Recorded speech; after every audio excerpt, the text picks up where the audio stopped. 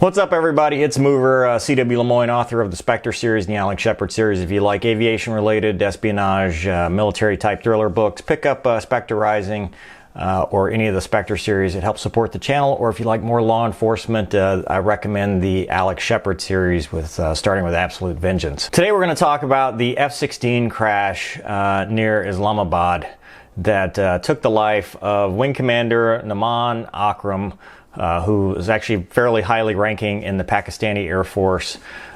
He was preparing for the National Day parade, I guess, which has an air show on the 23rd of March, and there's some video out there of his aircraft crashing. So typically don't do aviation safety stuff. That's more of a Blanco Lirio kind of thing, but I have flown the F-16, and there's been some questions. A lot of people have emailed me about this incident, so I thought I'd answer some questions. We could take a look at the footage. Warning, it is pretty hard to watch. And I know there's a big feud going on. I hate to call it feud, war, conflict between the Pakistanis and the Indians, but I would ask, just try to keep it civil in the comment section. I know I found that out with the Sherdil video, but on this one, regardless of how you feel about either country, he's a fellow aviator, and you know, this wasn't in combat. The man had young children, and this is just a tragic incident that we'll take a look at. With that in mind, let's go ahead and take a look at the video. 3, 2, 1, flight off.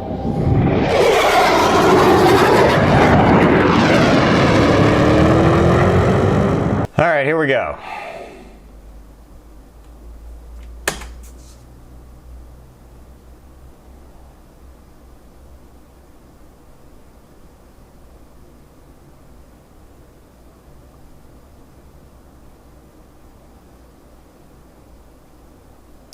Yikes.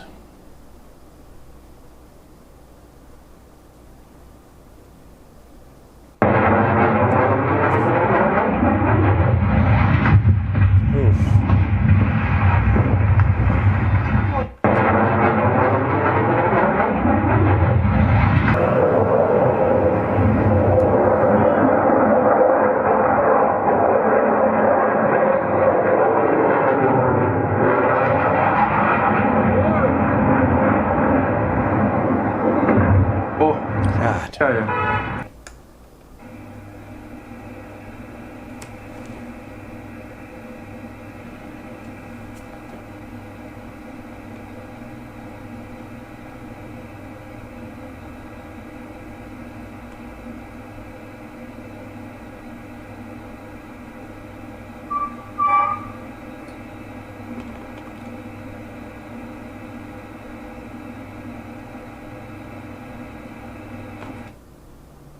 Okay, so let's talk about this. This looks very similar to the last couple of both Air Force and Blue Angel crashes. I don't know if you remember back several years ago at Mountain Home, there was a very famous Thunderbird crash where he ejected at the absolute last minute.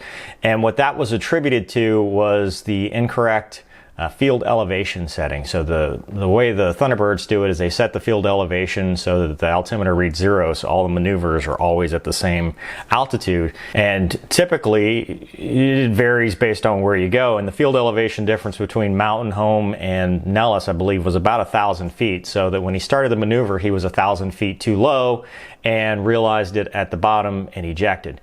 Very similarly, the Blue Angel crash in Tennessee that took the life of one of the Blue Angel pilots was attributed to him starting the maneuver at too low of an altitude due to a cloud deck that caused him to do low. It is very possible that this was a mechanical issue. I don't think it's a flight control issue. You know, they said still under investigation. One thing people have asked, in the F-18 you have a G limiter. So, you know, if you paddle off, you know, you don't have the 7.5 Gs, you can actually go all the way to 9 and paddle off the G limiter. And people ask, well, can you do that in F-16? These F-16s, the Pakistanis have several different variants. They have the F-16A Block 15, and they also have the Block 52s. A model Block 15 is an analog flight control system, FLICUS.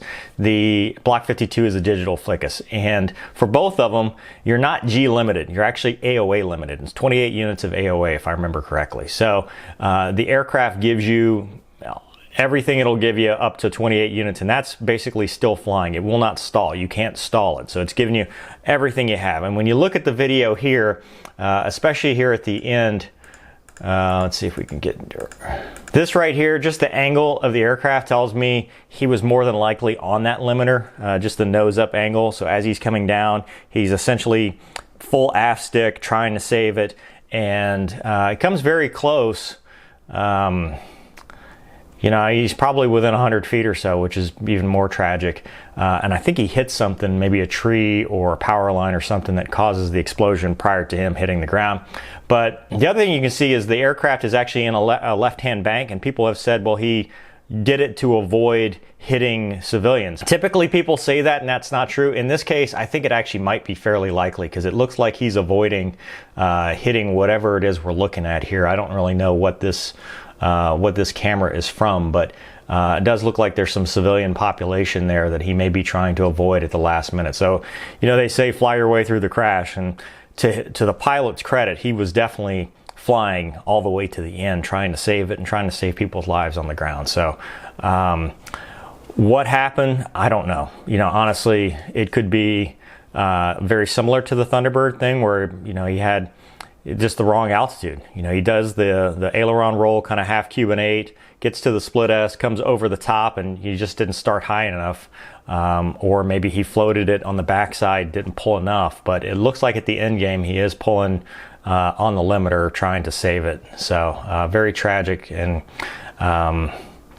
very sorry to see that something like that happen. So, but that's really all you can say about something like that. It's very sad. They have canceled it. I don't think they canceled it because of this incident. I think they canceled it because of the coronavirus, which in a future video, probably this week, I'll talk about how COVID-19 has affected me personally in the airline industry, and the airline industry as a whole. Again, that's a kind of a Blanco Lirio thing, but I am an airline pilot, and I am seeing kind of this firsthand. I'm kind of waiting to see what my airline does and what's going to happen for this, and how it's going to shake out, because it's still, every day is different. There's new cycles every single day. It's never been something that, it's a very fluid and dynamic situation. So it's not something that, you know, they decided and now it's done. In fact, my airline just got a letter of agreement on Sunday night, very late. So I think that once I get all that,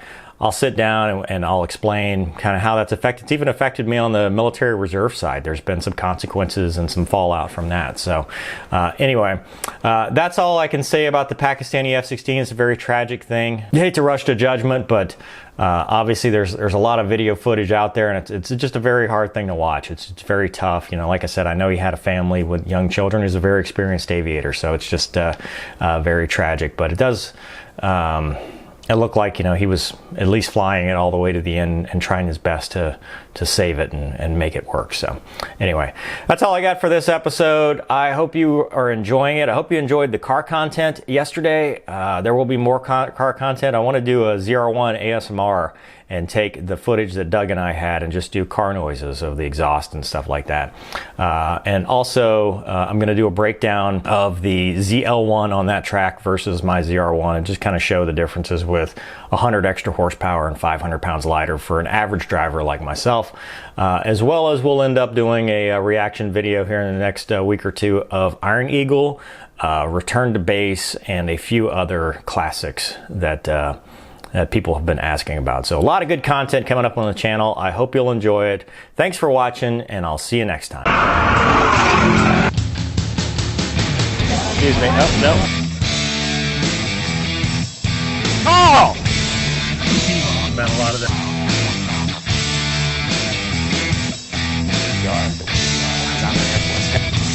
Perfectly fine with the doors off. All pots too.